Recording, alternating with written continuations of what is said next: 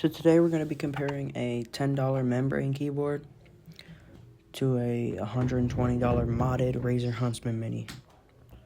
So with the $10 membrane keyboard, you get these really ugly looking keycaps right off the bat, and then you get these disgusting membrane things, and they always sound terrible. And like, if you don't believe me, here's a sound test.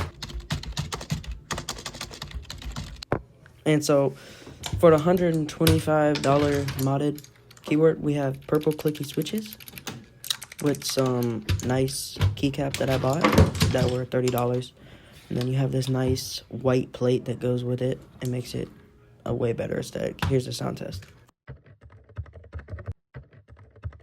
So let me know down in the comments if you thought the 125 keyboard was better or the $10 membrane keyboard was better. Let me know down in the comments.